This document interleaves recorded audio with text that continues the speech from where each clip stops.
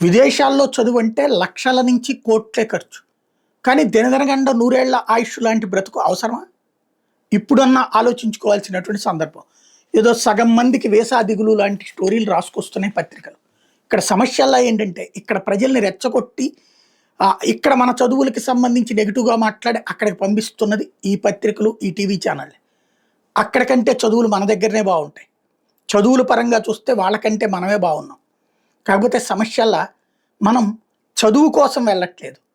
చదువుకునేటటువంటి పేరుతో అక్కడ ఉద్యోగాలు కావాలని వెళ్తున్నాం. అక్కడ ఉపాధి అవకాశాలు దొరుకుతాయని వెళ్తున్నాం. ఉపాధి అక్కడికంటే ఇక్కడే ఎక్కువ ఉన్నాయి.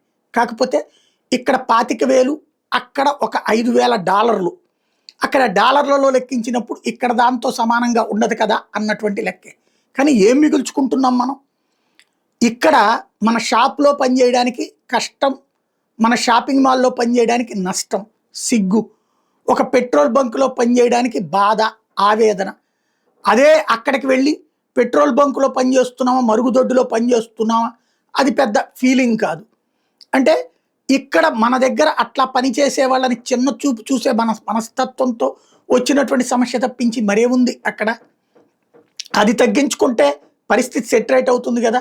ఇన్ని లక్షల రూపాయలు తగలేసి చివరికి ట్రంప్ లాంటోడు వచ్చి మనల్ని అవమానకరంగా చూడటం, బ్రౌనీస్ అని పిలిపించుకోవడం, లేకపోతే ఎవరన్నా అక్కడ గౌరవం ఇచ్చేవాడు 10%, వెనకాల వెటకారం చేసేవాడు 90%, చులకనగా మొహానే చూసేవాడు 30%, వెనక నుంచి చులకనగా చూసేవాడు 70%.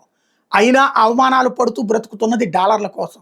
అంతా తీసుకుని వచ్చిన తర్వాతన ఇక్కడ చివరికి నువ్వు అక్కడ చస్తే ఆ శవానికి అంత్యక్రియలు కూడా ఆ దేశపు పద్ధతుల్లో జరగాల్సిందే. కనీసం ఏడ్చేందుకు నలుగురు ఉండరు, చెప్పుకునేందుకు నలుగురు ఉండరు. అక్కడ మన గొప్పతనాన్ని ఇక్కడ చెప్పుకోవాల్సిందే తప్పించి లేదు. ఎప్పటికైనా ఆలోచించి విదేశీ మోజును తగ్గించుకుని ఆ డబ్బులేదో మన దేశంలోనే ఖర్చు పెట్టుకుంటే, మన దేశంలోనే పెట్టుబడి పెట్టుకుంటే, మన దేశంలోనే ముందు స్థానాలకి పోతే బాగుంటుందేమో ఆలోచించుకుంటే బెటర్. వాళ్ళు చేత్కరిస్తున్న వేళ అయినా